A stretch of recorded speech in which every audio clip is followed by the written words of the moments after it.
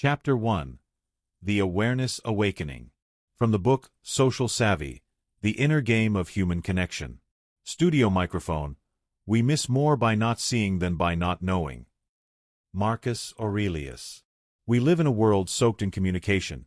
Talk shows, tweets, texts, video calls, but somehow we're more disconnected than ever. We listen to words, but we miss meaning. We respond to faces, but ignore emotions. We walk into rooms and pick up on the obvious, but remain blind to the invisible. Social awareness is the bridge between what's said and what's meant.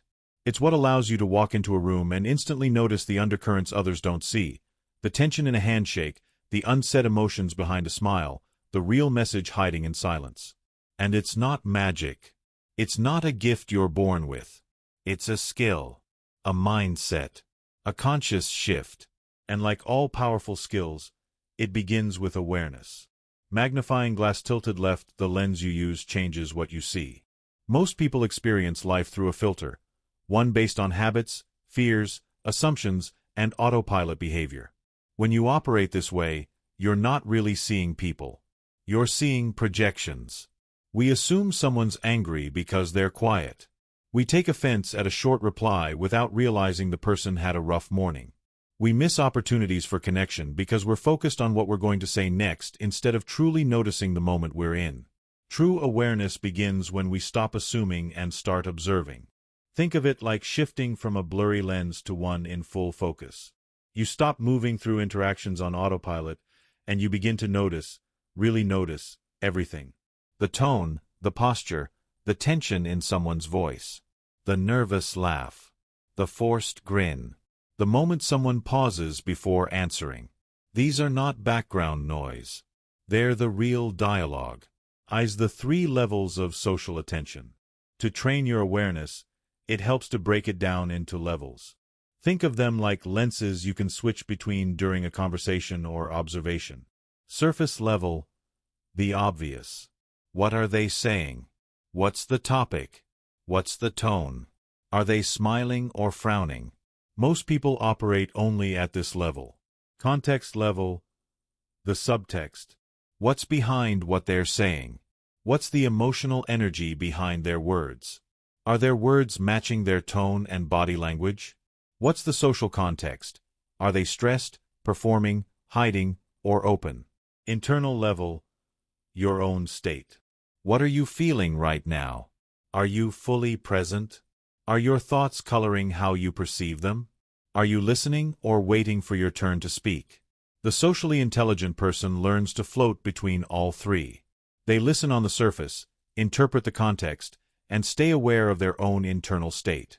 This is the triple awareness framework, and with practice, it becomes second nature. Brain Y awareness is the core of social intelligence.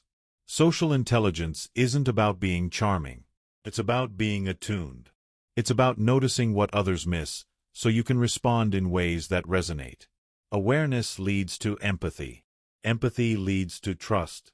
Trust leads to influence. Here's what happens when you heighten your awareness. You stop reacting blindly and start responding intelligently. You pick up on emotional shifts before they escalate into conflict. You understand what people actually need, not just what they say they want. You create space for real connection, not surface-level interaction. Most importantly, you begin to see people as they are, not as you fear or wish them to be. Person in lotus position presence. The muscle of awareness. Here's the simple truth. You can't notice others if you're not present with yourself. Presence is like a muscle. The more you flex it, the stronger it gets. Have you ever been in a conversation where someone was clearly half there? Nodding, smiling, but mentally somewhere else? We've all been that person too. And people feel it. On a gut level, humans know when they're being truly seen or just tolerated. Presence is the secret ingredient that turns basic attention into deep awareness. So how do you build it? Hammer and wrench micro-practices for daily presence. 1 breath rule. Before responding in conversation, take 1 conscious breath. It resets your nervous system and grounds your reply. Eye softening. Don't just look at people. See them. Let your gaze soften. Look for their emotional temperature, not just their facial features. Body scan. Periodically scan your own body in conversation. Are you tense? Holding your breath? These are signs you're not fully present. Notice 3 things. Drill. In any room or group setting, pause and mentally note 3 subtle things others might miss. Posture shifts, voice changes, energy drops. These aren't tricks. They're training. Every moment of awareness builds your fluency in the language of human behavior. Performing arts. Why we miss so much. The filters that blur reality. Awareness isn't always easy. We carry invisible filters that distort what we perceive. Some common ones. Judgment filter. You see others through your opinions of them. Projection filter. You assume others feel what you feel. Narrative filter. You interpret everything through your life story. Example. You meet someone quiet and reserved. Your mind jumps to, they're uninterested. Maybe they don't like me. But is that true? Or is it your projection? A socially savvy person knows to pause before labeling. They ask more questions than they answer, and they treat their first impression as just that, a first impression. Counterclockwise arrows button from assumption to curiosity. Here's a powerful shift. Trade assumption for curiosity. Instead of, he's rude. Try, I wonder what's behind that short response. Instead of, she's full of herself. Try, what kind of insecurity might drive that behavior? Curiosity doesn't mean excusing bad behavior. It means staying open enough to understand it. That openness is what gives you an edge in reading people accurately. It also makes you more empathetic, more strategic, and more trusted. Lightbulb mini case study. Awareness in action. Let's say you're in a team meeting. The manager announces a new policy. Most people nod. One person, Jamie, looks down, arms crossed. She says nothing. The unaware person thinks, she's just being difficult. The socially aware person notices. Jamie's breathing has quickened. Her jaw is tight. She hasn't spoken in 10 minutes, and she usually contributes. Instead of calling her out or ignoring her, the aware person might ask, Jamie, you look like you're sitting with something. Want to share your thoughts? That simple prompt could open a productive dialogue, surface concerns, and avoid future resentment. That's the power of awareness. Repeat button turning awareness into a habit. Awareness isn't something you turn on and off. It's something you integrate. Start with 1 interaction per day where you commit to being 100% present. Journaling moments where you felt connected or disconnected, and why. Mental replays of social moments. What did I miss? What signals did I catch? Over time, your awareness will become embodied, no longer a checklist, but a way of moving through the world. Unlocked key takeaways from Chapter 1. Social awareness is the gateway to all other aspects of social intelligence. Empathy, influence, adaptability. Most people listen to words. Socially savvy people listen to tone, body, silence, and vibe. Chapter 2. People Reading 101. To understand people, you must stop listening with your ears and start seeing with your heart. In any room, at any moment, people are telling you who they are. They do it with their eyes, their hands, the tilt of their heads, the hesitation in their voice, the way they stand when no one's watching. They tell stories not through words, but through patterns. Reading people is the cornerstone of social intelligence. It's not a psychic trick or a manipulative tactic. It's the deeply human art of noticing, understanding, interpreting. It's about knowing when someone is holding back, when someone wants to speak but doesn't know how, when someone is smiling with their mouth but screaming with their body. And like all social intelligence, it's a skill that can be learned. Let's break down what it truly means to read people well, and how to start doing it today. What reading people actually means. Reading people isn't about labeling others or jumping to conclusions. It's about gathering data, behavioral, emotional, nonverbal, and making curious, flexible interpretations, not fixed judgments. It means watching for emotional shifts, behavioral patterns, physical cues, incongruities between words and actions, contextual clues that change everything. It's part art, part science, and all about attention. At its core, reading people is about empathy plus observation. Magnifying glass tilted left, the three pillars of people reading. To read people well, you need three complementary skills. 1. Observation, what you can literally see or hear. Are their hands trembling? Are they avoiding eye contact? Did their tone shift mid-sentence? 2. Interpretation, what it might mean. Are they anxious? Are they holding back? Are they uncomfortable or just thoughtful? 3. Verification, checking your assumptions. Can you gently ask them how they're feeling? Can you test your hunch without accusing? Can you stay open instead of certain? Great people readers don't just notice, they question their interpretations. They keep their observations flexible. They know context changes everything. Footprints step by step. How to read someone like a pro. Let's walk through the core process. Compass step 1. Establish the baseline. Before you interpret any behavior, you need to know what's normal for the person. What's their natural rhythm? Do they usually speak fast? Gesture a lot? Pause before answering? Without a baseline, you risk misreading everything. What looks like nervousness might just be their normal pace. What looks like aloofness could be shyness or neurodivergence. Rule number 1 of reading people. Behavior only becomes meaningful when it deviates from the norm. So if you've just met someone, observe without assuming. And if you know them, compare their behavior now to how they usually are. Counterclockwise arrows button step 2. Look for clusters, not isolated cues.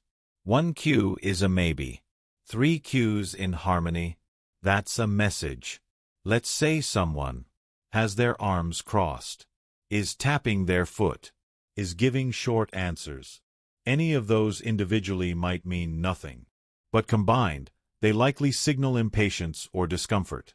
Clusters are more reliable than single behaviors.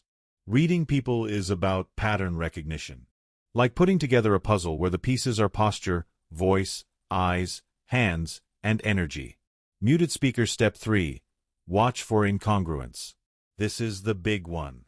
Often, what someone says doesn't match what they feel. Their words say, "I'm fine." Their body says, "I'm overwhelmed." Common forms of incongruence.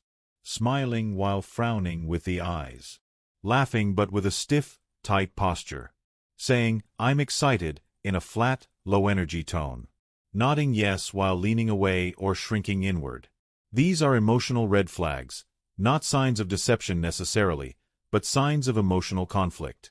In these moments, the socially intelligent person pauses, tunes in, and gently probes. Detective, step 4. Interpret with curiosity, not certainty. Interpretation is where many people go wrong. They see someone glance at their phone during a conversation and assume they're bored.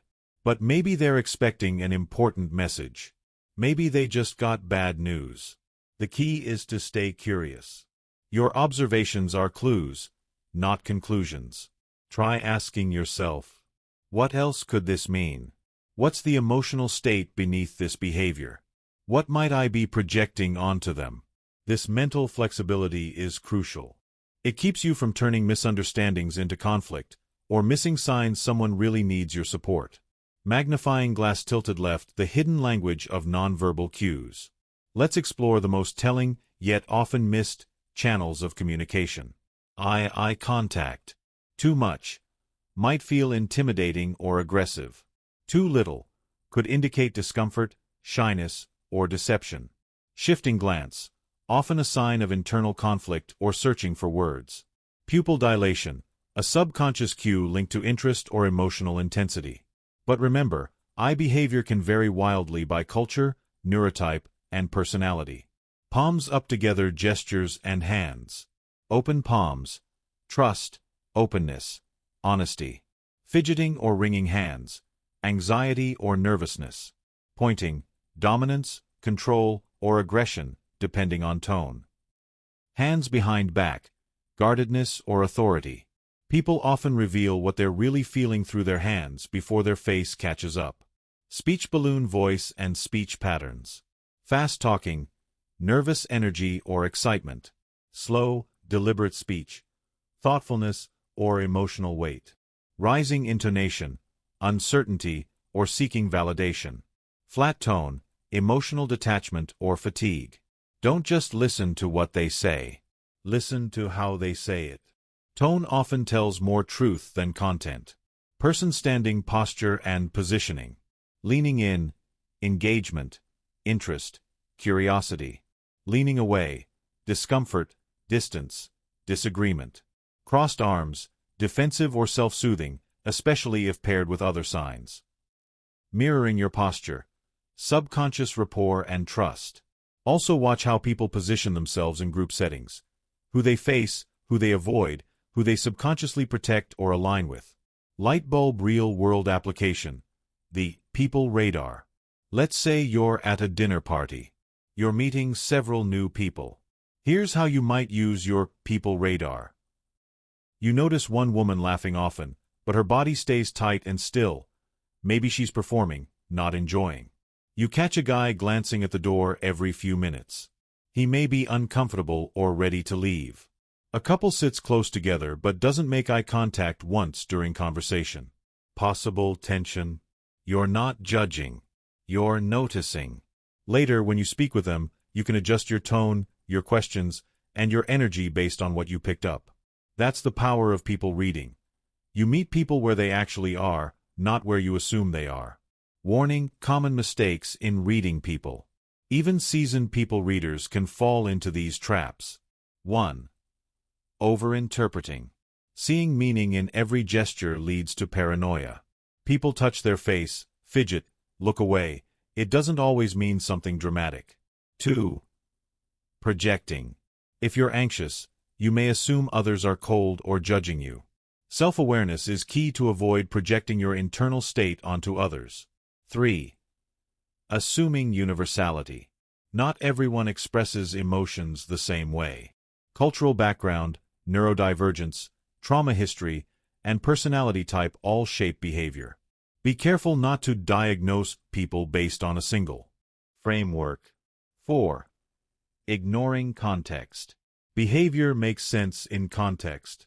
Crossed arms in winter? They might just be cold. Avoiding eye contact during a meeting?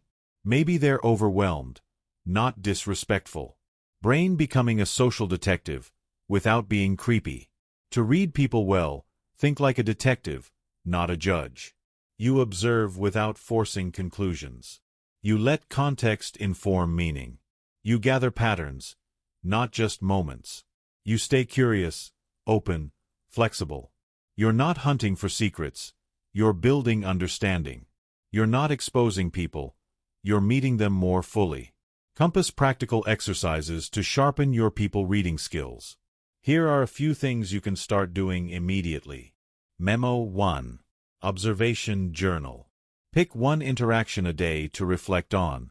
Write down what you observed, what you interpreted, how the person responded, what you could have misunderstood.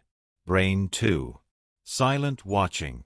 Go to a public space, a park, cafe, train station, and people watch without judgment. Try to guess their mood based on body language. Then notice how much you're assuming. Ear 3. Audio-only listening. Listen to conversations or interviews with your eyes closed. Focus only on tone, pace, and voice emotion. What do you pick up? Counterclockwise arrows. Button 4. Mirror game. In conversations, subtly mirror someone's energy and posture. Watch how it affects the vibe. Mirroring builds trust, but only when done with genuine empathy. Chapter 3. The listening loop. To listen well is to care with your full attention. Studio microphone introduction. The myth of listening. Most people believe they're good listeners. They nod. They wait their turn. They don't interrupt too often. But listening isn't waiting to speak. It's not pretending to hear. It's not even about hearing words. Real listening is emotional. It's embodied. And it's transformative. When you truly listen to someone, something changes in the space between you. Trust deepens. Tension softens. People open.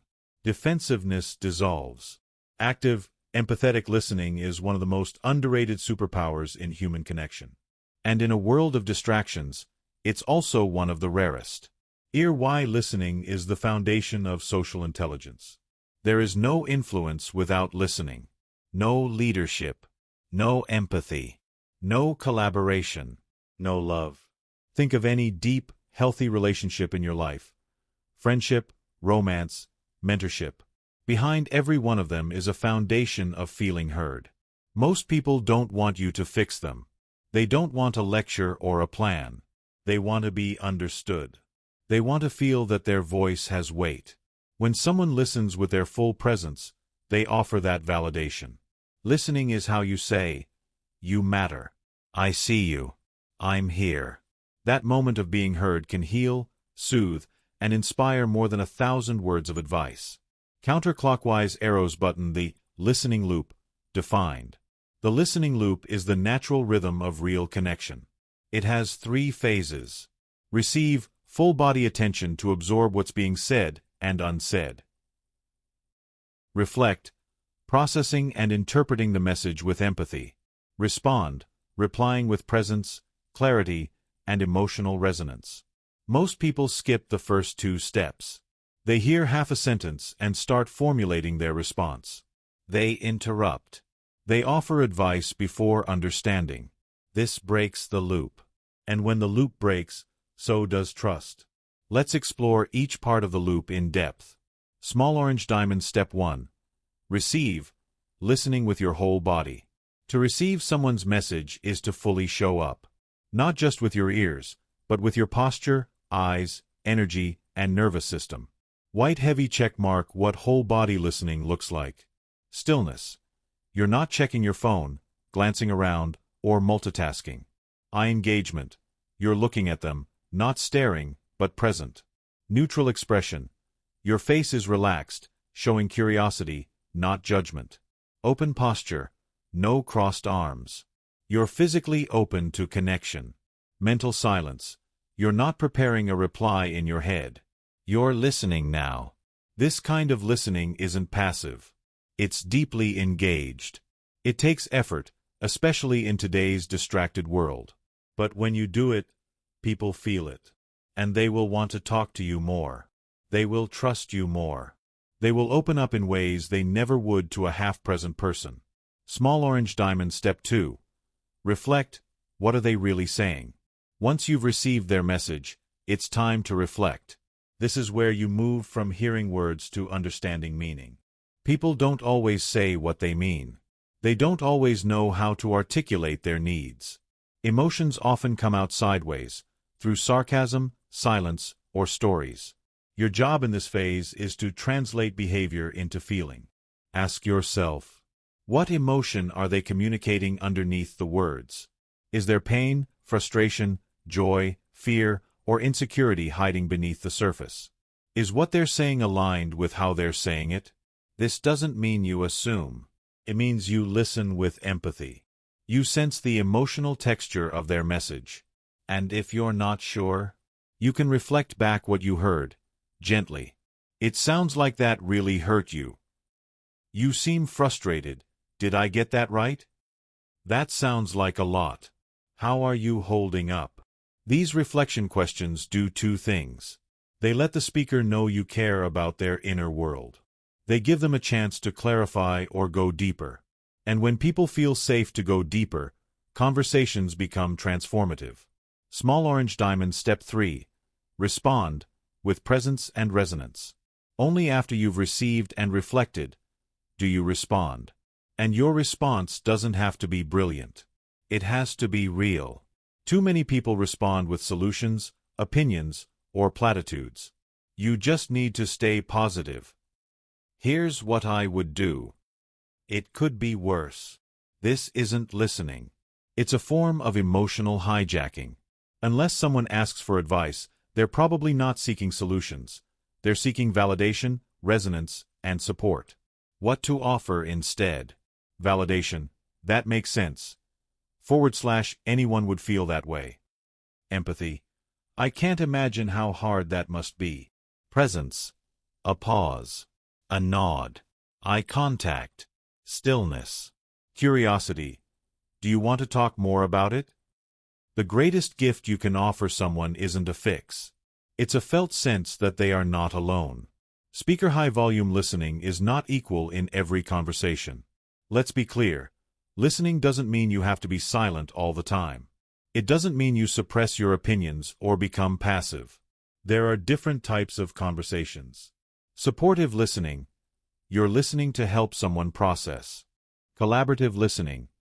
You're both contributing equally. Strategic listening. You're gathering information to solve a problem. The listening loop applies to all of them, but the balance of listening versus speaking shifts. The key is knowing which role the moment calls for. Brain, the neuroscience of feeling heard. When we feel deeply heard, the brain rewards us. Oxytocin is released, the hormone associated with trust and bonding. The amygdala, our fear center, quiets down.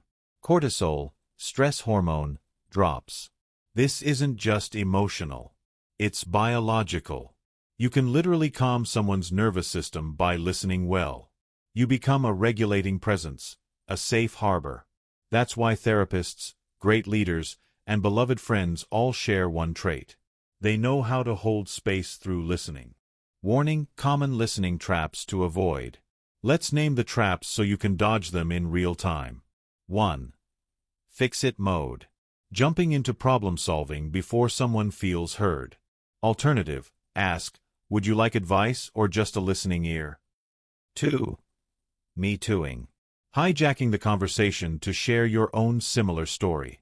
Alternative: that reminds me of something, but I want to hear more about what you're going through first. 3. Mental multitasking. Planning your reply while they're still talking. Alternative: notice when this happens. Pause. Breathe. Come back to the moment. 4. Defensiveness. When someone gives feedback or shares emotion that feels personal, we often start defending ourselves internally before they're even done. Alternative: breathe. Listen all the way through. Then respond from presence, not ego. Hammer and wrench listening tools you can start using today. Here are 5 go-to techniques that will elevate your listening instantly. 1. The golden pause. Wait 2 full seconds after someone finishes speaking. You'd be amazed what they'll say next. 2. Echo phrasing. Repeat a few key words they used. You said you feel exhausted and invisible. That sounds really heavy. 3. Mirror their emotion. If they're whispering, don't respond loudly. If they're amped up, don't go cold. Match their energy respectfully. 4. Name the emotion. That sounds like it really hurt. / you seem really proud of that moment. 5. Offer the floor. Tell me more. / what happened next? / how are you really doing? Sparkle's real-world example. The listening loop in action. Let's say your friend says, "Ugh, my boss made a comment in the meeting that totally undermined me in front of the team. I just stayed quiet, but it really got to me." The unaware response. You should have spoken up. Yeah, bosses suck. My last manager was even worse. The aware response. Listening loop. Receive. Maintain eye contact. Nod. Stay still. Reflect. That sounds really upsetting. You felt shut down. Respond. It makes sense that you didn't know what to say in the moment. That would throw anyone off. Do you want to talk about how you might handle it next time? This doesn't take longer. It just goes deeper. Compass listening as a lifestyle. The more you listen this way, the more natural it becomes. You'll start to notice. People open up more quickly to you. You have fewer conflicts and deeper conversations. Your relationships become richer, calmer, and more honest. You'll also notice that you feel more grounded, too, because when you listen to others, you start listening to yourself more clearly as well. Chapter 4. Decoding Body Language. The body speaks what words cannot. Studio microphone introduction. The unspoken conversation.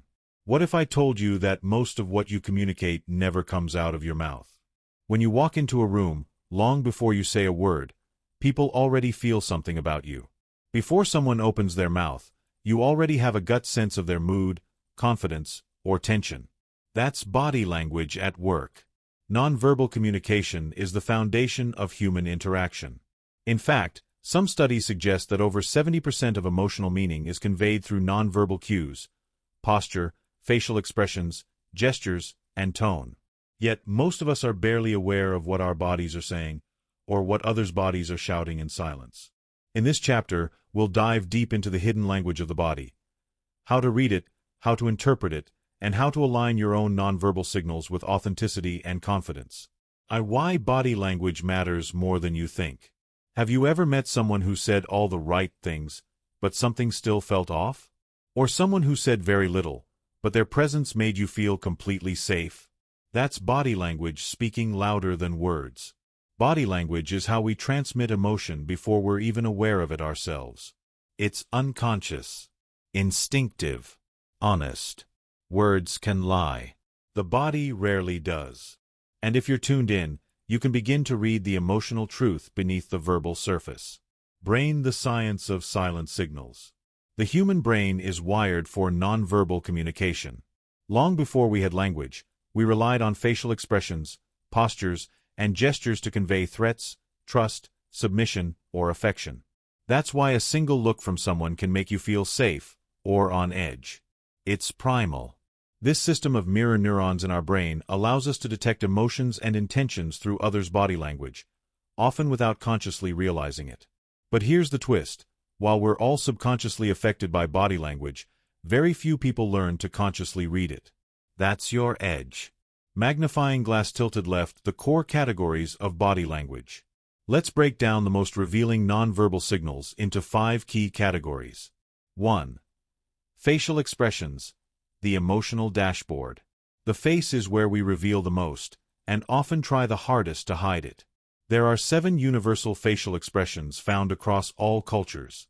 Happiness, sadness, anger, fear, disgust, surprise, contempt.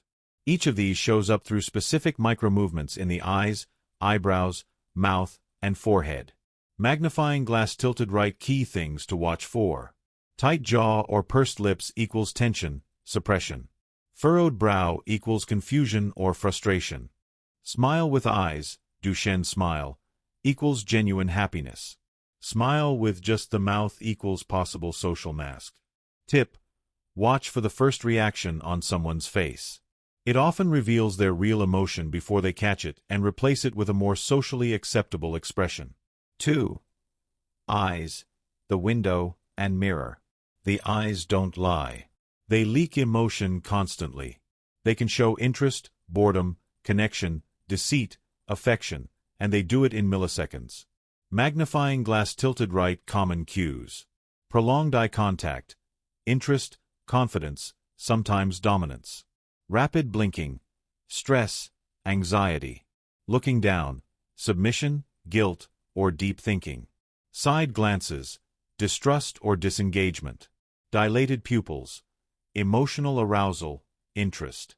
But be mindful, eye behavior is influenced by culture, personality, and neurodiversity. For example, some introverts or autistic individuals may avoid eye contact not out of disinterest, but because it's overstimulating. Always consider context and baseline behavior. 3.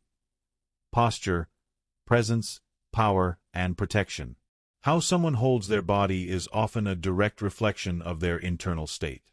Posture reveals confidence versus insecurity, openness versus guardedness, authority versus submission, comfort versus anxiety. Magnifying glass tilted right, key signals. Open posture, shoulders back, chest open, confidence, engagement. Collapsed posture, shoulders forward, head down, low energy, insecurity. Lean forward, interest or intimacy. Lean back or crossed arms, discomfort, resistance, or self-protection. Posture doesn't just communicate to others, it communicates to ourselves. Research shows that upright posture can improve self-esteem, memory, and resilience. 4. Gestures, the amplifiers of emotion. Gestures add emotional emphasis to our words. But when words and gestures don't match, people notice, even if only subconsciously. Magnifying glass tilted right, watch 4. Open hands, honesty, transparency. Touching the face or neck, anxiety or uncertainty. Finger pointing, aggression or dominance. Fidgeting, nervous energy or discomfort. Mirroring gestures, rapport and emotional connection. Be especially aware of hand placement. Are they hidden, pockets, behind back? Are they animated or subdued? The hands often reveal what the face hides. 5. Proximity and touch, the invisible barrier. How close someone stands, or how they use touch, tells you everything about their comfort level. Edward T. Hall coined the concept of proxemics, or personal space zones. Intimate space, 0 to 18 inches. Personal space, 1.5 to 4 feet. Social space, 4 to 12 feet. Public space, 12 plus feet. Crossing these zones without permission can create anxiety or tension. Magnifying glass tilted right touch cues. A light hand on the shoulder equals reassurance or empathy. A quick pat versus a lingering grip equals friendliness versus control. Hands-off body language equals discomfort or distance. Remember, comfort with touch varies dramatically across cultures, gender dynamics, and individual experience. Performing arts reading incongruence. The truth lies in the clash. When body language contradicts verbal language, believe the body. Someone says, "I'm fine," but their face is tight, their shoulders are hunched, and their voice cracks. That's a moment of incongruence, and it's the clearest indicator something is off. In these moments, a socially intelligent person leans in with gentle curiosity. You're saying you're fine, but you seem tense. How are you really doing? You're not accusing. You're noticing. This is how you make people feel seen, beneath the mask. Brain your own body language. What are you communicating? It's not just about reading others. It's also about becoming aware of what you're transmitting, especially unconsciously. Are you open or closed? Tense or grounded? Present or distracted? Do a quick self-check. Are your shoulders relaxed? Are you making appropriate eye contact? Are your hands visible and expressive? Is your body facing the person you're engaging with? Your body is always sending messages. Make sure it's saying what you mean to communicate. Hammer and wrench, body language reading practice exercises. Start sharpening your decoding skills with these daily practices. 1. Silent scene watch. Watch a movie scene on mute. Try to interpret what each character is feeling based purely on facial expressions and posture. Then watch it with sound.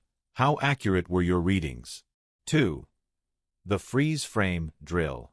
In conversations, pause mentally every few minutes and ask, what does their body language suggest right now? Note shifts. Did their tone change? Did their eyes look away? Is their posture more open than a minute ago? 3.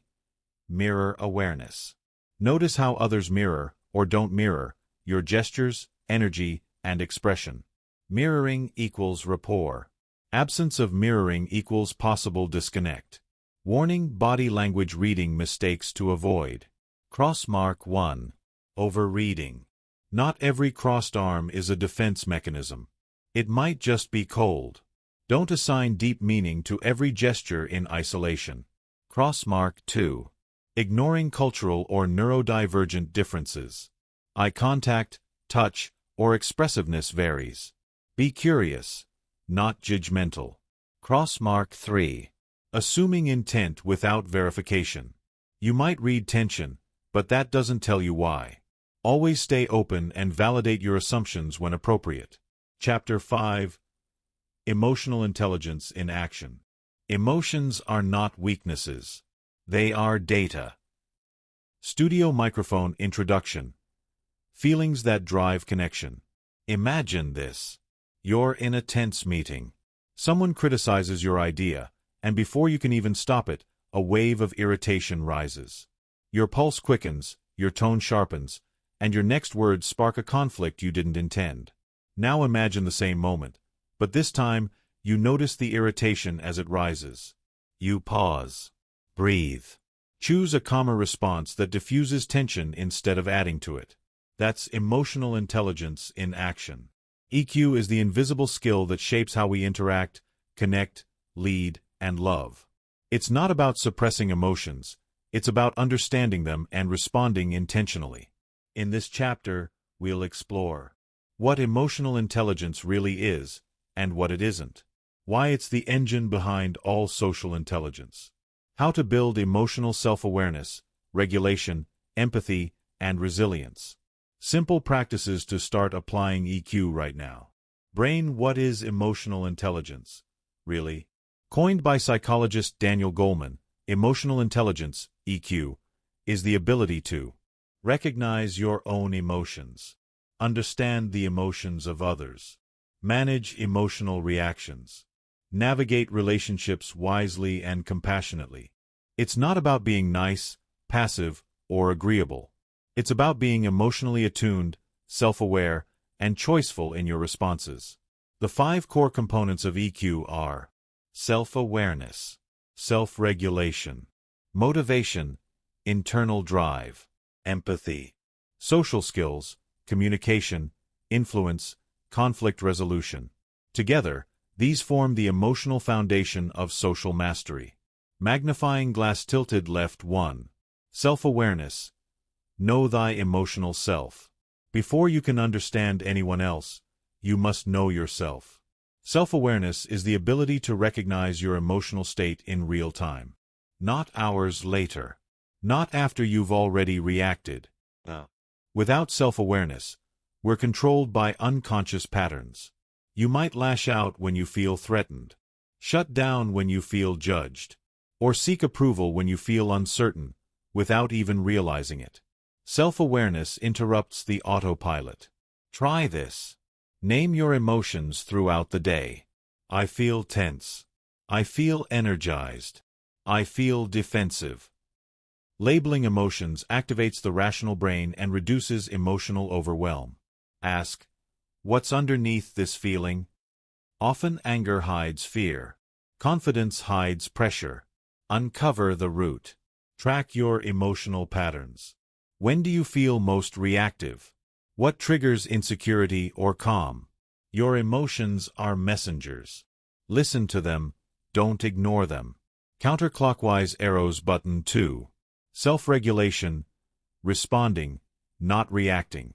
Once you're aware of your emotions, the next step is choosing your response.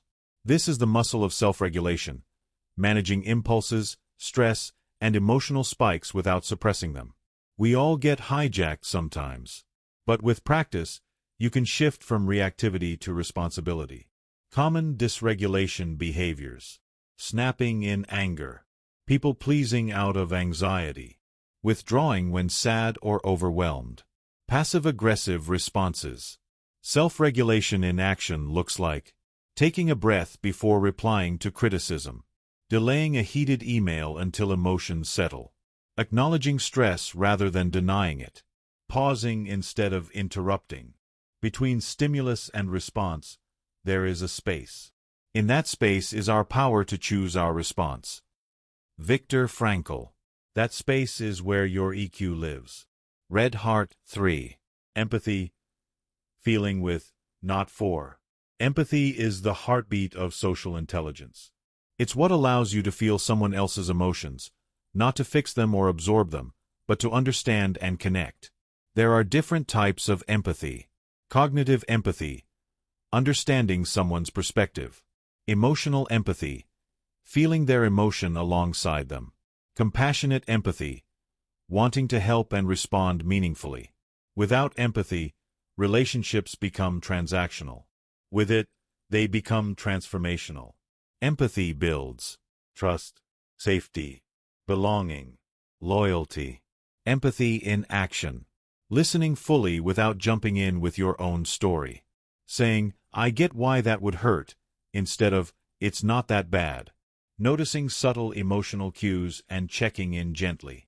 Allowing people to be vulnerable without rushing to solve. You don't need to feel what others feel. You just need to care enough to try. Fire 4. Motivation, the inner drive. Emotionally intelligent people are driven by more than external validation. They're fueled by purpose, curiosity, and a desire to grow. This is where intrinsic motivation comes in. If you're always chasing approval or status, your self-worth becomes fragile. But when you're internally anchored, you act with clarity and resilience, even when things get tough. Ways to cultivate emotional motivation. Set meaningful, value-driven goals. Reflect on your why behind what you do. Stay connected to your emotional purpose, not just your performance metrics. The more emotionally aligned your motivations are, the more grounded your social interactions will be. Brain 5. Social skills, turning insight into interaction. The final element of EQ is your ability to manage relationships effectively. This includes active listening, conflict resolution, giving and receiving feedback, building rapport, adapting to different personalities, navigating group dynamics. But here's the thing, these social skills only work when the emotional groundwork is in place. That's why EQ is more foundational than charisma. It gives your words emotional weight, and your presence relational gravity. Gear putting EQ into practice. Real-world scenarios. Let's break down a few common social situations and how emotional intelligence changes the game. Left speech bubble, Scenario 1. Receiving tough feedback. Low EQ response. Get defensive, make excuses, shut down. High EQ response. Pause, breathe. Notice the emotional sting, but don't let it lead. Ask clarifying questions. Thank the person and reflect later. Fire Scenario 2. Heated argument with a friend. Low EQ. Raise your voice, use blame language, say something hurtful. High EQ. Identify the real emotion, hurt, fear, feeling unseen. Express it calmly. I felt dismissed when you said that. Listen to their side without interrupting. Face without mouth Scenario 3. Supporting someone through pain. Low EQ. Offer cliches or quick fixes. Just stay positive. High EQ. Validate their feeling. That sounds incredibly hard. Ask, do you want advice or just someone to listen? Hammer and wrench. Simple daily EQ practices. Like any muscle, emotional intelligence grows with consistent use. Try these. 1. Emotion check-ins. Pause 3x per day. What am I feeling right now? Where do I feel it in my body? What triggered this? 2. The 5-second pause. Before responding emotionally, pause. Ask, what's the most compassionate response I can give right now? 3. Journaling prompts. What emotion was strongest today? Why? Did I react or respond? How did I make someone feel? 4. Empathy stretching. Choose one person per day and ask, how might they be feeling right now? Not what you think, what they feel. This builds your empathy muscle. Warning, EQ doesn't mean being emotionally perfect. Let's be clear. EQ doesn't mean you're never upset, insecure, or reactive. It means you recognize it faster. You own your feelings instead of projecting them. You repair your missteps with grace. You learn instead of defend. EQ is not emotional perfection. It's emotional maturity. And it's a lifelong journey. Chapter 6. Building rapport with strangers. Strangers are only unfamiliar stories waiting to be heard. Studio microphone introduction. Connection on contact. Let's face it, meeting someone new can be awkward. Small talk. Nervous energy. Surface level chatter that feels polite but empty. But have you ever had a first conversation that clicked, where the vibe just flowed, the walls dropped, and you felt like you'd known them forever? That wasn't luck. That was rapport. Rapport is emotional resonance. It's the invisible bridge that makes people feel safe, seen, and open. It's what turns strangers into allies, conversations into connections, and meetings into moments. And here's the good news. Building rapport isn't just for charismatic extroverts. It's a learnable skill, and one that begins with a powerful mindset shift. People don't need to be impressed. They need to be understood. In this chapter, we'll explore what rapport really is and what it isn't. The science behind first impressions. A step-by-step method to create instant connection. How to build trust quickly, without faking it. Ways to deepen new relationships without being pushy or awkward. Magnifying glass tilted left. What is rapport? Rapport is a state of mutual trust, ease, and emotional alignment between two people. When rapport is present, conversation flows effortlessly. People feel safe being themselves. Walls come down. Judgment fades. Time seems to speed up. It's not about getting someone to like you. It's about helping someone feel comfortable enough to be real. Rapport is felt, not forced. But it can be facilitated, with presence, empathy, and intention. Brain. The psychology of first impressions. Studies show we form first impressions within 7 to 15 seconds, often even faster. And once formed, these impressions are sticky. They shape how someone perceives us long after we've started speaking. So what do people judge us on so quickly? Warmth. Are you safe, kind, trustworthy? Competence. Are you capable, credible, confident? Psychologists call this the warmth-competence matrix. The ideal rapport zone. High warmth, high competence. If you're warm but not competent, you might be liked, but not respected. If you're competent but cold, you might be respected, but not trusted. Rapport starts with warmth first, then backs it up with genuine substance. Compass. Step by step. How to build instant rapport. Let's break it down into a repeatable framework. Small orange diamond. Step 1. Regulate your own energy first. Before you connect with someone else, connect with yourself. Why? Because people feel your vibe before they hear your words. If you're tense, distracted, or needy, they'll feel it. If you're grounded, curious, and open, they'll lean in. Take 10 seconds before any interaction to breathe deeply. Relax your shoulders. Mentally shift from "how do I sound?" to "how can I make them feel safe?" Rapport begins when you choose to be present, not performative. Small orange diamond. Step 2. Use warm, open body language. Your body speaks before you do. Key nonverbal rapport builders. Genuine smile, don't force it, think soft eyes. Open posture, no crossed arms or turning away. Relaxed hands, visible, expressive, not hidden. Slight head tilt, signals curiosity and approachability. Mirroring, subtle matching of tone, pace, or gestures. Avoid overdoing it. Be natural. The goal isn't to mimic, it's to attune. Small orange diamond. Step 3. Greet with presence. Start strong. Your opener sets the tone. Hi, I'm your name. It's great to meet you. Simple. Confident. Warm. Add a quick observation or compliment.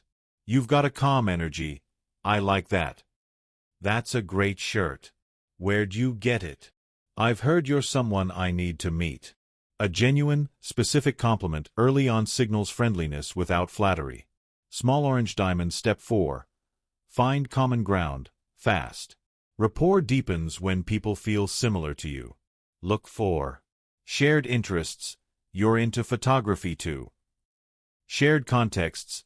This event's pretty intense, huh? Shared humor. They need to serve coffee in 4 bags at this point. If you can't find common ground immediately, create it by being curious. What brought you here? What's something you're excited about this week? Let the conversation flow around them, not just you. Small orange diamond. Step 5. Practice active curiosity. Ask better questions. Listen like it matters. Reflect what you hear.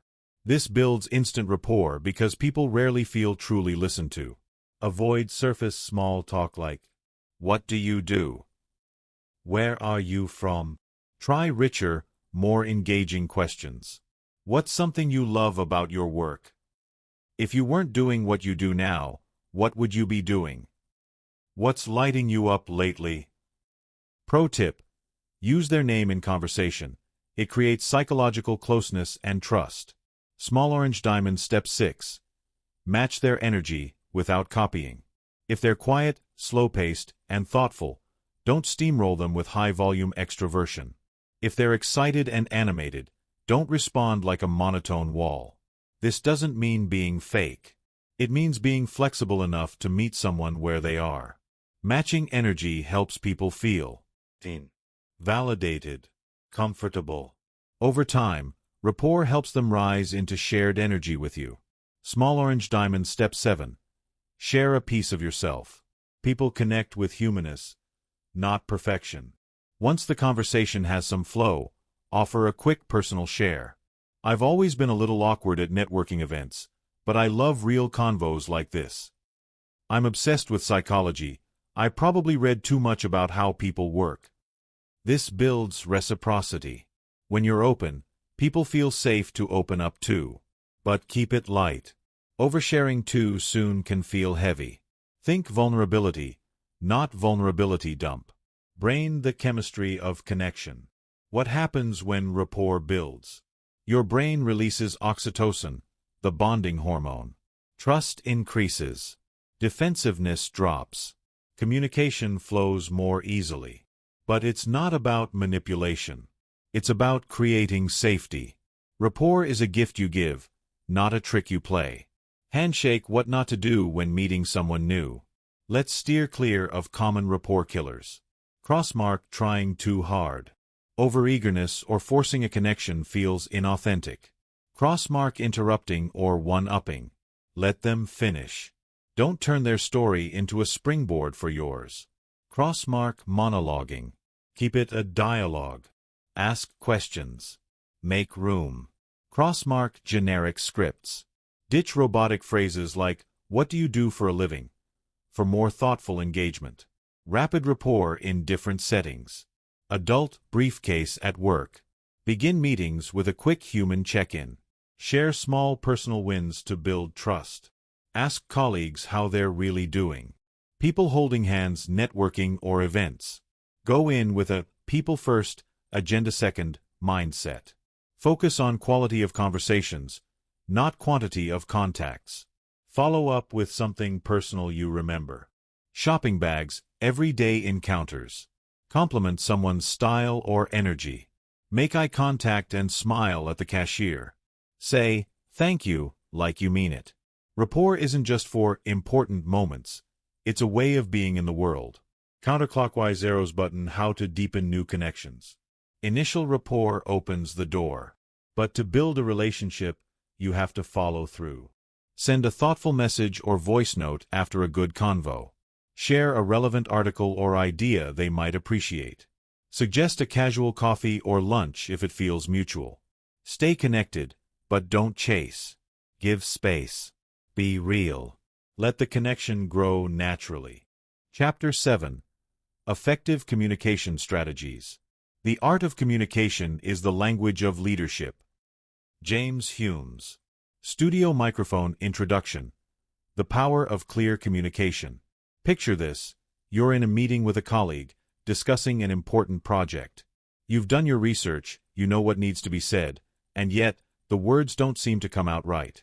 Your points get lost. Your colleague doesn't understand you. And by the end of the conversation, you're frustrated, and so are they. Effective communication is the difference between connection and misunderstanding. It's the difference between clarity and confusion. It's the difference between influence and misalignment. But here's the catch. Most people think they can communicate well just because they can talk. But effective communication is a skill, and like all skills, it needs to be practiced and refined.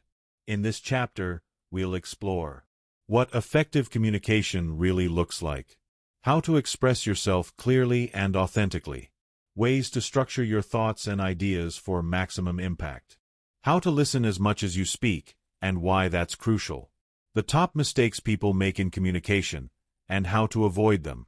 Brain the core principles of effective communication. Effective communication is about more than just speaking. It's about conveying your message in a way that resonates, is understood, and fosters connection. There are several key principles that govern strong communication. Clarity. Your message must be clear and unambiguous. Empathy. The ability to understand and connect with others' emotions and perspectives. Active listening. Not just hearing, but understanding, interpreting, and responding to what is being said. Confidence. Speaking with conviction while being open to feedback and dialogue. Adaptability. Adjusting your style of communication to fit different people, situations, and contexts. When you can blend these principles seamlessly, your communication becomes a bridge, not a barrier. Key clarity. The bedrock of communication. Clarity is the art of making your ideas understandable. It's the foundation of all communication. Without it, your words fall flat or lead to confusion. People can't engage with a message they don't fully understand. Tips for clarity. Be concise. Avoid jargon or over-explaining. Get to the point quickly. Organize your thoughts. Present ideas in a logical, sequential manner. Think of it like a story, with a beginning, middle, and end. Use simple language. Don't try to sound sophisticated. Use words that will be easily understood. Avoid distractions. Focus on your message. Ensure your body language, tone, and facial expressions support your words. For example, if you're explaining a process at work, instead of saying, "We need to integrate this method into our workflows, optimize scalability, and incorporate redundancy," simplify it to, "Let's add this method to our current workflow to improve efficiency and prevent downtime." By simplifying the message, you allow your audience to grasp it quickly and act on it. Counterclockwise arrows button. Empathy. Speak with understanding. Empathy is not just a buzzword. It's the ability to deeply understand and share the feelings of others. And when it comes to communication, empathy means that your words and actions align with the other person's emotional state, context, and needs. Empathy in communication is about meeting the person where they are, not where you wish they would be. How to communicate with empathy. Understand their emotions. Before communicating, ask yourself how the other person might be feeling. Validate their feelings. If someone is upset, don't dismiss it. Validate their emotional state first. Avoid judgment. Stay open-minded, even if you don't agree with them. Use compassionate language. Phrases like, "I understand how you feel," or "that must be frustrating," can soften a difficult conversation. In practice, imagine a colleague is overwhelmed with deadlines. Instead of saying, "We all have deadlines, just get it done," try saying, "I understand that this is a busy time for you. Is there a way I can help, or do you need more time on this?" Empathy allows your message to land with warmth, rather than cold indifference. Active listening. The secret to effective dialogue. Too often, communication feels like a monologue, one person speaking while the other waits for their turn. Active listening shifts this dynamic. It's a two-way process of receiving, interpreting, and responding to someone's message in real time. Active listening doesn't just help you understand the other person, it helps them feel heard, valued, and understood. Key components of active listening. Focus fully. Give the speaker your undivided attention. Put down your phone, make eye contact, and eliminate distractions. Reflect back. Summarize what the person has said to ensure understanding. "So what I'm hearing is that you're frustrated with the timeline. Is that right?" Ask open-ended questions. Instead of yes/no questions, ask questions that encourage elaboration. What do you think could help move things forward? Be non-judgmental. Avoid jumping to conclusions or immediately offering solutions. Let them talk first. Pro tip: the best communicators are often the best listeners. When people feel heard, they're more likely to open up, engage, and work with you. Speech balloon confidence. Speak with conviction. You could have the best ideas, the most innovative strategies, and a clear understanding of the conversation, but if you lack confidence in your delivery, others will tune out. Confidence in communication is about speaking with belief in your message while remaining open to others' views. It's not arrogance or overconfidence, It's the belief that your perspective matters, and your voice deserves to be heard. How to speak with confidence. Stand tall. Your body language matters. Straighten up, relax your shoulders, and make eye contact. Use a strong voice. Speak clearly and at a moderate pace. Avoid speaking too fast or mumbling. Pause. Use strategic pauses to let your words land, and to give yourself time to think. Stay calm. If you're nervous, take a deep breath. Center yourself before speaking. Confidence doesn't just come from words, it comes from how you embody your message. Performing arts adaptability. Know your audience. One of the most overlooked aspects of communication is the ability to adapt your message to fit the context, the person, or the group you're speaking with. The way you communicate with a friend should be different from the way you communicate in a business meeting. The 3 key adaptability zones. Tone of voice. Adjust your tone to match the emotional context. In a serious discussion, use a calm, measured tone. For something light-hearted, feel free to be more animated. Body language. Pay attention to the cues of your audience. If they're more formal, tone down the gestures. If they're informal, you can be more expressive. Content and structure. Different situations require different levels of detail. In a casual chat, you may offer an overview. In a work setting, you might go into specifics. For example, in a brainstorming session, your language and energy should be more informal, open, and creative. But in a client pitch, you'll want to be more structured, confident, and solution-oriented. High-voltage common communication mistakes and how to avoid them. Even experienced communicators can fall into common traps. Here are some pitfalls to watch out for, and how to sidestep them. 1. Interrupting. Interrupting someone mid-sentence is disrespectful and shows you aren't actively listening. Let them finish before you respond. Fix. Practice patience. Wait until the speaker is done before offering your thoughts. 2. Overloading with information. Bombarding someone with too many details can overwhelm them and make your message less effective. Fix. Stick to the key points. Offer additional details only when asked. 3. Using you too much. Starting sentences with you can sound accusatory or critical. It can quickly turn a conversation into a confrontation. Fix. Use I statements instead of you. I feel concerned when, rather than you never. 4. Avoiding difficult conversations. Many people shy away from tough topics to keep the peace. But avoidance only prolongs the issue and often makes it worse. Fix. Address uncomfortable issues early, with empathy, openness, and respect. 5. Talking too much. It's tempting to fill silence, but overtalking can dilute your message and disengage your audience. Fix. Ask open-ended questions and allow others to speak. Communication is a two-way street. Counterclockwise arrows button applying these strategies to different situations. Let's look at how these principles apply in different settings. Adult briefcase in the workplace. Clear communication is critical in team settings. Use structured approaches, e.g., bullet points, summaries, to convey information. Empathy helps in conflict resolution. Listen carefully to understand the needs and frustrations of others before responding. Confidence ensures your ideas are heard and valued. Adaptability is key in different scenarios. The way you communicate with peers, superiors, and subordinates should vary. People holding hands in social settings. Clarity is still important, but informal and engaging communication can lead to deeper connections. Empathy helps you bond quickly with others, especially when you listen actively and show understanding. Adaptability lets you meet people where they are. Different personalities may need different approaches. Some people like humor, while others prefer depth. Shopping bags in everyday interactions. Simple, clear communication is vital in everyday situations, whether it's at a cafe, a store, or with family. Empathy can help you build rapport with strangers, like the barista who's having a busy day or the neighbor who's moving in. Chapter 8.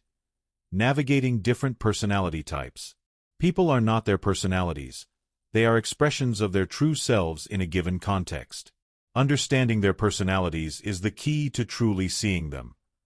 Studio Microphone Introduction: The World of Unique Personalities. Have you ever been in a conversation where no matter what you said, the other person just didn't seem to get you? Or worse, perhaps you felt like you couldn't connect with someone because they were too different from you. It happens to the best of us. People are diverse, not only in their ideas and actions but in how they process the world. The way someone communicates, reacts to stress, and even expresses emotions is largely shaped by their personality type. Understanding different personality types can feel like unlocking a secret code that helps you better connect, collaborate, and communicate. It's not about labeling or limiting people, but rather recognizing the natural traits that drive how they behave and interact. In this chapter, we'll explore why recognizing personality types matters, how to identify the core personality types, how to communicate with each type effectively, tips for adapting your approach for stronger connections, practical exercises to improve your adaptability. Let's unlock the power of understanding people's personalities and learn how to navigate the many different ways people engage with the world. Brain: why understanding personality types matters. Personality isn't just a buzzword. It's the lens through which people see the world and make decisions. Understanding someone's personality allows you to communicate more effectively, tailoring your style to match their preferences, build rapport faster, connecting on a deeper level because you understand what drives them, diffuse conflicts, recognizing that a person's actions are often rooted in their personality, not personal malice, enhance collaboration, using strengths and understanding weaknesses to work as a cohesive team.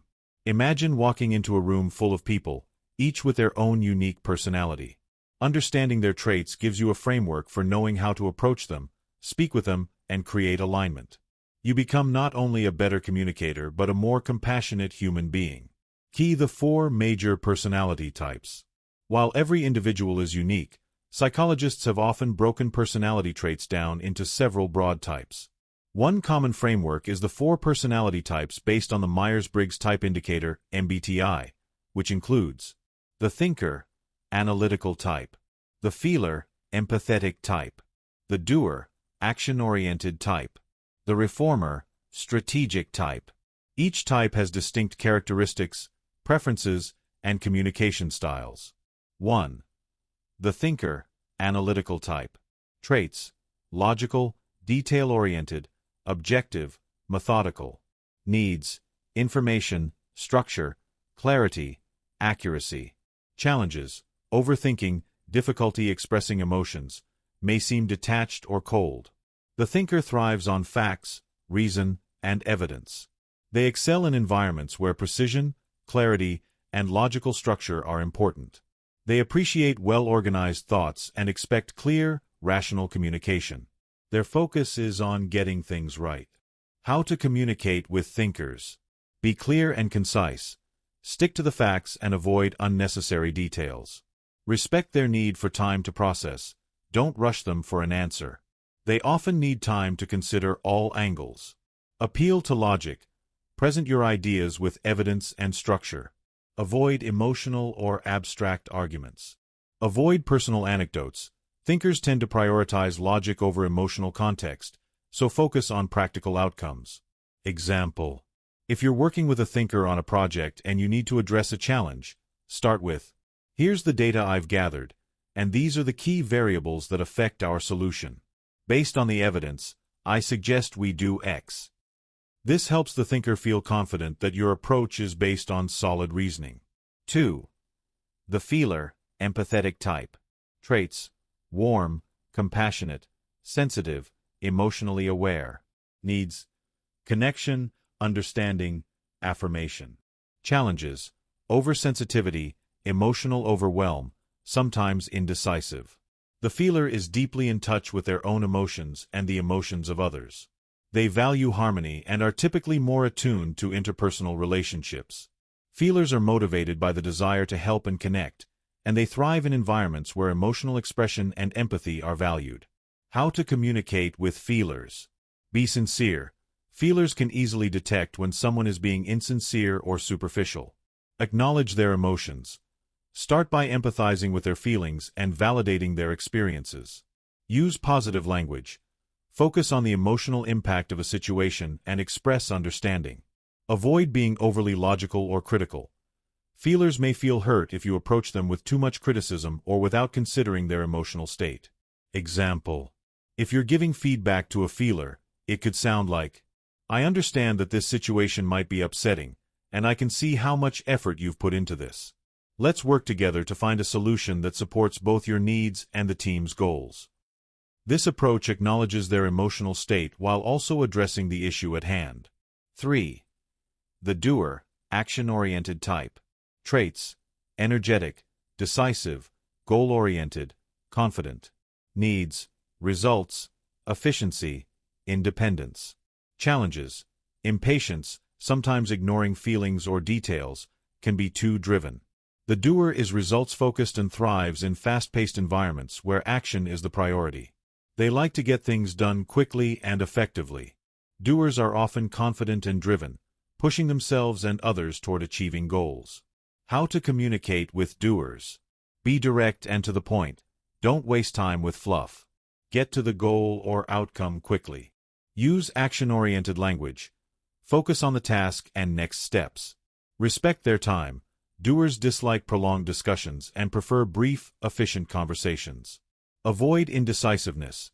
They value quick decision-making, so don't hesitate to provide options and move forward. Example: when working with a doer on a deadline, you might say, "Here's the plan. If we act on X and Y today, we can meet our target.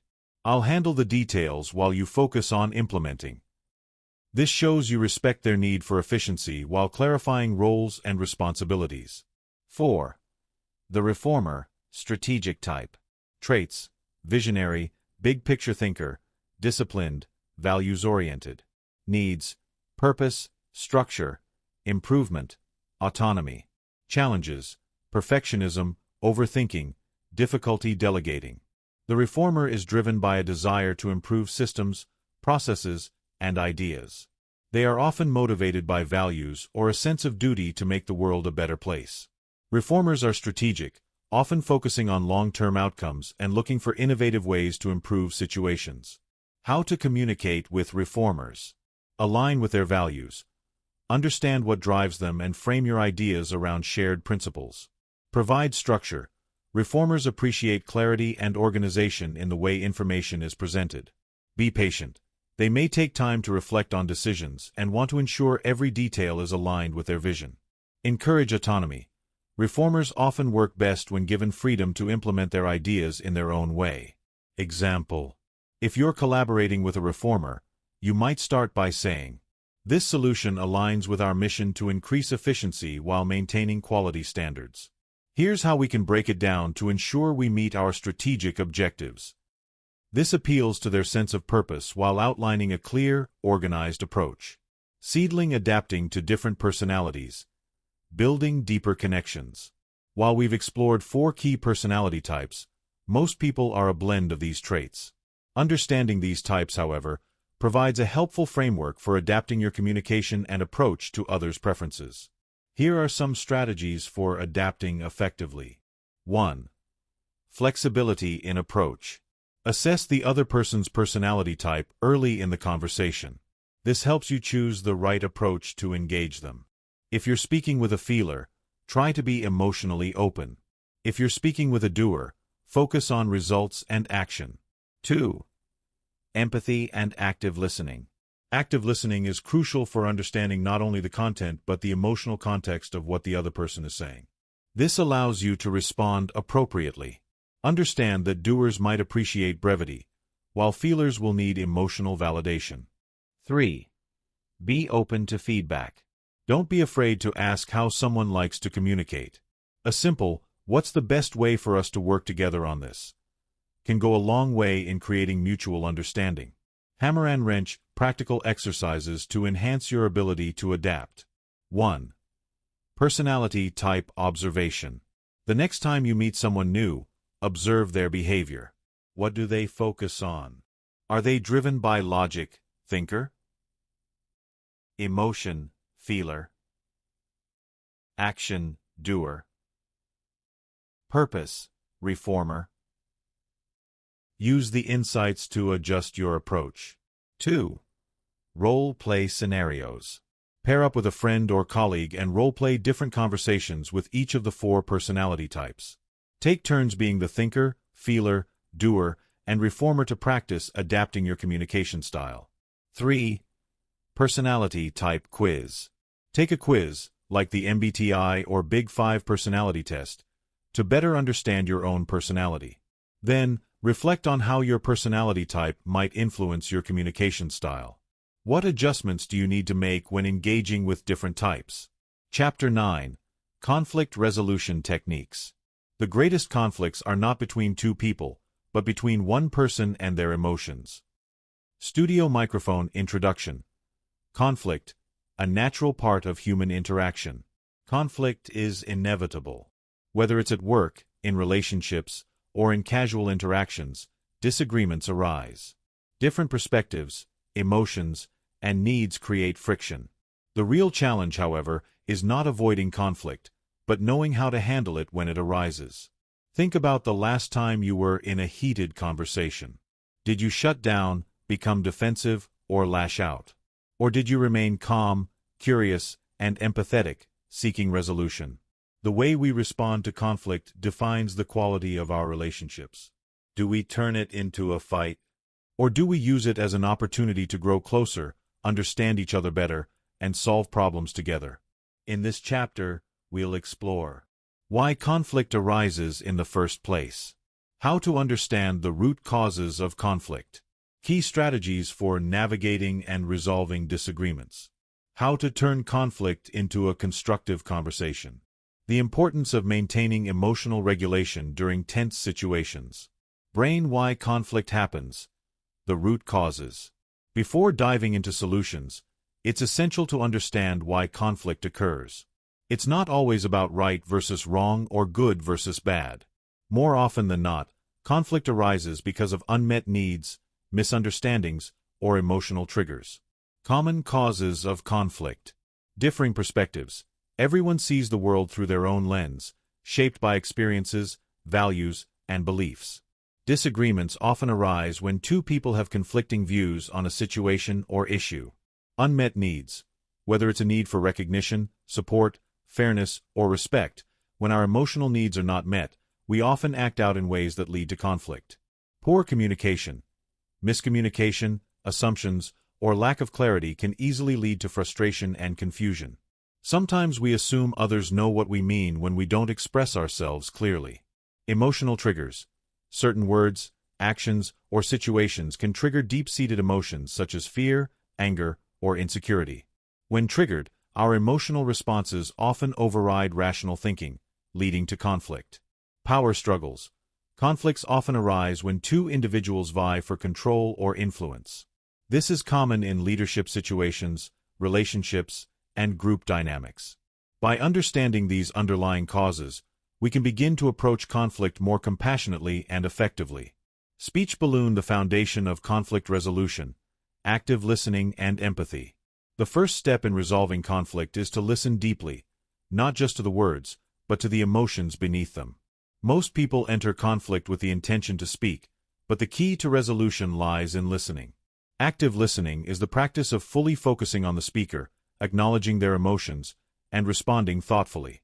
It's not just about hearing what's said, but about understanding the deeper context and needs behind the words. Steps for active listening. Be present. Give the speaker your full attention. Put away distractions, e.g., phone, computer, and make eye contact. Listen for emotions. Pay attention to the underlying emotions, not just the content. Are they frustrated, hurt, confused? Reflect and validate. Repeat back what you heard to confirm understanding. For example, it sounds like you're feeling frustrated because. Ask clarifying questions. If you're unsure about something, ask open-ended questions to dig deeper into their perspective. Can you help me understand what you mean by? Empathy is an essential part of active listening. It's the ability to understand and share the feelings of another person. When you empathize, you communicate that you care about their emotions and experience. By acknowledging the other person's feelings without judgment, You open the door to a more productive and collaborative conversation. Key conflict resolution strategies. Once you've actively listened and understood the other person's perspective, you can begin to explore solutions. Conflict resolution is not just about winning, it's about finding a path forward that satisfies both parties. Here are some powerful strategies to guide you. 1. Focus on interests, not positions. In conflict, people often take hard stances, holding firm to their position without considering what they truly need or value. Positions are rigid, but interests are flexible. For example, a position might be, I want to work from home. An interest is, I need more flexibility to balance my work and personal life. By focusing on interests, rather than positions, both parties can find common ground and craft solutions that meet both of their underlying needs. How to apply this? Identify your own interests. Ask yourself, what is it that I really need from this situation? Ask the other person about their interests. This shows that you're genuinely interested in understanding their perspective.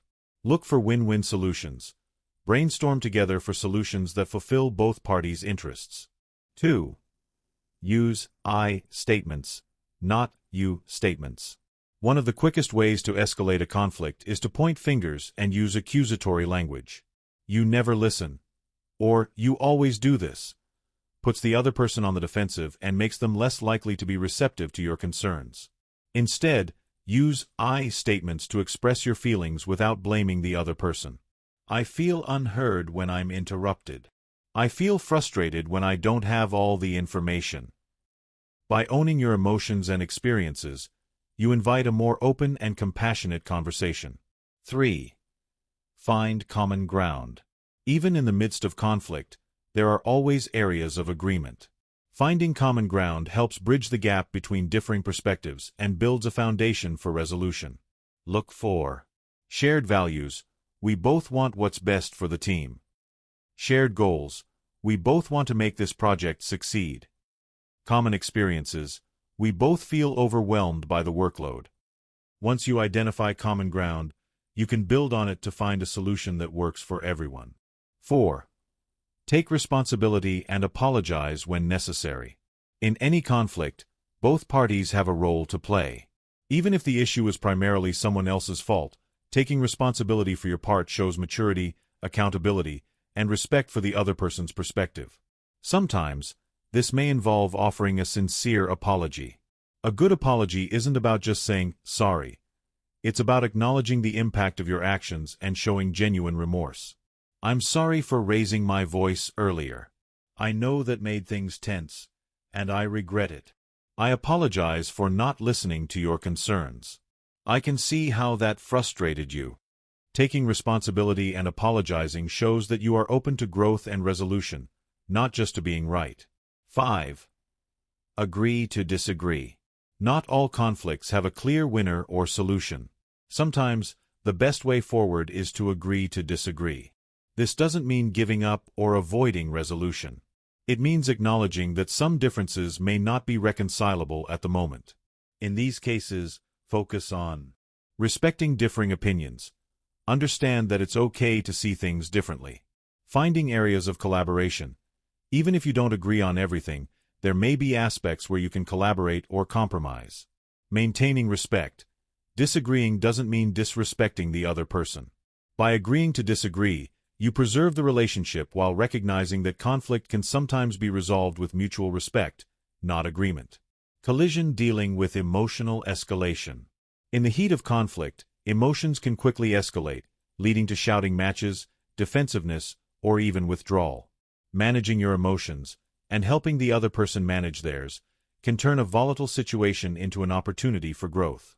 Steps for dealing with emotional escalation. Stay calm. Take deep breaths to regulate your own emotional state. If you feel overwhelmed, it's okay to pause the conversation. Use the pause. If things are getting heated, suggest taking a break and reconvening after a few minutes to cool off. Acknowledge the emotion. If the other person is upset, acknowledge their feelings.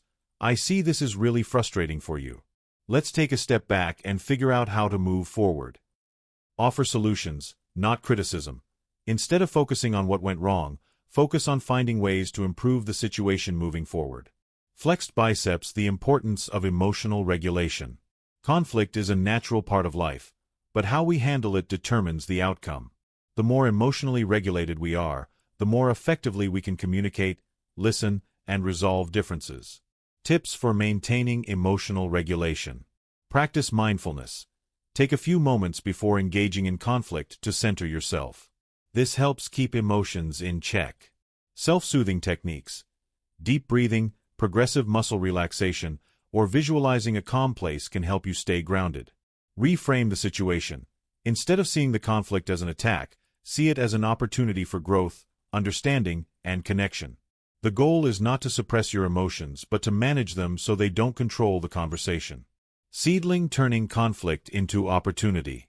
Conflict, while uncomfortable, is one of the most powerful tools for personal and relational growth. When handled well, it can deepen trust and understanding, strengthen relationships, drive innovation and creative problem-solving, build emotional resilience. The key is to approach conflict with the mindset that it is not a battle to win, but a conversation to navigate. By staying calm, listening empathetically, and focusing on solutions, you can turn even the most difficult situations into opportunities for growth and connection. Chapter 10. The Art of Empathy and Sympathy. Empathy is about finding echoes of another person in yourself. Mohsin Hamid. Studio microphone introduction. Understanding the difference between empathy and sympathy. Empathy and sympathy are words that are often used interchangeably, but they are vastly different in practice. While both involve understanding others' feelings, their application and impact are different. One creates connection, while the other often keeps distance. Empathy is the ability to feel with someone, to understand and share their emotional experience. Sympathy, on the other hand, is about feeling for someone, often at a distance, which can create a sense of separation rather than connection. Understanding the nuances between these two emotional responses is crucial for fostering deep, meaningful connections in your personal and professional relationships. In this chapter, we will explore what empathy and sympathy really are, the differences between them and how they impact communication, how to practice empathy in real-world situations, how to offer sympathy without creating distance, the importance of boundaries in empathetic relationships. Let's dive in and explore how the right emotional response can create connection and compassion, while the wrong approach can inadvertently drive people apart. Brain-defining empathy, walking in someone else's shoes. Empathy is often described as the ability to put yourself in someone else's shoes. But it's more than just understanding another's feelings. It's about feeling those emotions alongside them. Types of empathy. Cognitive empathy. This is the ability to understand another person's thoughts, feelings, and perspective. It involves mental awareness and being able to intellectually grasp what another person is experiencing. Emotional empathy. This goes beyond understanding to actually feeling what the other person feels. When you experience emotional empathy, you physically feel another person's emotions in your own body. It's a deeper connection than cognitive empathy. Compassionate empathy. This type involves both understanding and feeling, but it goes a step further. It leads to a desire to help. Compassionate empathy inspires action, whether it's offering a kind word or providing tangible support. How empathy works. Imagine you're speaking with a friend who is grieving the loss of a loved one. You feel their sadness, you understand their sorrow, and you want to offer comfort. This is empathy in action, being able to resonate with another person's emotional state, not just mentally but emotionally as well. The physical aspects of empathy are powerful. You might feel a lump in your throat or tightness in your chest when someone shares something difficult. You may instinctively mirror their posture or facial expression. You may find yourself responding with comforting words or gestures, as empathy compels you to provide emotional support. Empathy forms the foundation of deep emotional connections because it's about shared experience. You aren't just observing someone's emotional world, you're entering it and feeling it with them. Brain understanding sympathy. Feeling for, not with. While empathy involves sharing and feeling another person's emotions, sympathy is a more detached form of compassion. It's the feeling of pity or sorrow for someone's misfortune, but without the depth of emotional engagement that empathy requires. When you express sympathy, you acknowledge the other person's suffering, but you do so from a distance. There's a subtle separation between you and the person you're sympathizing with, as though you are on the outside looking in. Key differences between empathy and sympathy. Empathy: I can feel what you're feeling, and I'm here with you. Sympathy: I feel sorry for what you're going through, and I wish I could do something to help. While sympathy can be comforting, it can also create a sense of isolation. The person on the receiving end of sympathy may feel as though they are an object of pity or that others are treating their emotions as something to be fixed or avoided. Example of sympathy. Imagine a colleague telling you about a stressful work situation they're facing. A sympathetic response would be, "I'm so sorry to hear that. That must be really tough on you." While this is kind, it can unintentionally create distance by focusing on the problem rather than connecting emotionally with the person's experience. Key: the power of empathy in building connection. Empathy is a superpower in building strong, trusting relationships. When you empathize with someone, you are able to connect on a deeper level. People feel understood and heard when you empathize with their emotions. It builds trust and reduces the sense of loneliness or isolation. Create a safe space. Emotional safety is key to any healthy relationship. By demonstrating empathy, you make the other person feel safe to express themselves freely, without fear of judgment or rejection. Encourage vulnerability. When you show empathy, you invite others to be vulnerable because you show that you won't judge or minimize their feelings. This vulnerability strengthens emotional intimacy. How to practice empathy. Active listening. As mentioned in earlier chapters, listening attentively is one of the first steps in showing empathy. When someone speaks, give them your full attention, and avoid jumping in with your own experiences. Nonverbal cues. Use body language to show your attentiveness. Lean in slightly, nod, and maintain eye contact to show that you are fully present. Reflecting feelings. After listening, reflect the emotions you've heard. For example, it sounds like you're feeling overwhelmed and frustrated by all the changes at work. That must be difficult. I can tell you're really happy about that promotion. Congratulations. Ask questions. To deepen your understanding, ask open-ended questions like, "How did that make you feel? What can I do to support you in this?" Show understanding. Share that you understand their emotional experience. Even if you haven't gone through the exact situation, you can still show understanding. "I may not know exactly how that feels, but I can imagine how tough it must be." By practicing these skills, you can demonstrate empathy in any situation and build stronger, more meaningful relationships. Broken heart. The limits of sympathy. While sympathy has its place, it can often feel disconnected when the other person is looking for emotional connection rather than pity. When we express sympathy, we may inadvertently create a power imbalance where one person feels helpless or inferior. When sympathy falls short. Feeling alone in their struggle.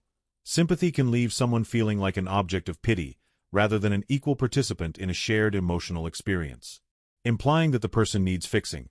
Sympathy can carry an implication that the person needs to be rescued or fixed, when sometimes what they need most is simply someone who will listen and understand. Creating distance. When you sympathize, it may create a sense of separation between you and the other person, even if the intent is compassionate. The person may feel you are looking down on them, rather than standing alongside them. How to express sympathy in a meaningful way. While empathy is the preferred approach for building connection, there are times when expressing sympathy is appropriate, such as in situations of loss, hardship, or trauma. However, the key to expressing sympathy meaningfully is to balance it with understanding and care, without reinforcing separation.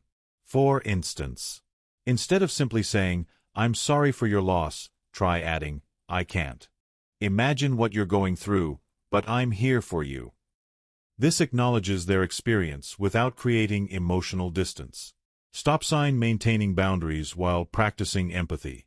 Empathy can be emotionally intense, especially when you're deeply attuned to others' pain or distress.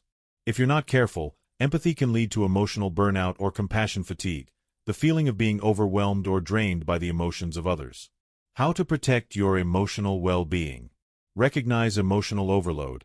If you're starting to feel overwhelmed by someone's emotions, it's important to recognize when to step back. Emotional exhaustion can occur if you're constantly absorbing others' feelings without a healthy emotional boundary. Set boundaries. It's okay to say no to situations or people that are too emotionally draining. Setting boundaries doesn't mean you don't care. It means you're prioritizing your emotional health so you can continue to be a source of support for others. Practice self-care. Empathy requires a lot of emotional energy. Take time for yourself to recharge, whether that's through relaxation, hobbies, exercise, or simply spending time with people who nurture you. Use compassionate detachment. This technique involves maintaining empathy without becoming emotionally enmeshed. You can support someone without taking on their emotions as your own.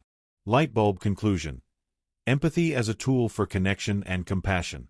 The art of empathy is about stepping into another person's emotional world without losing yourself in it.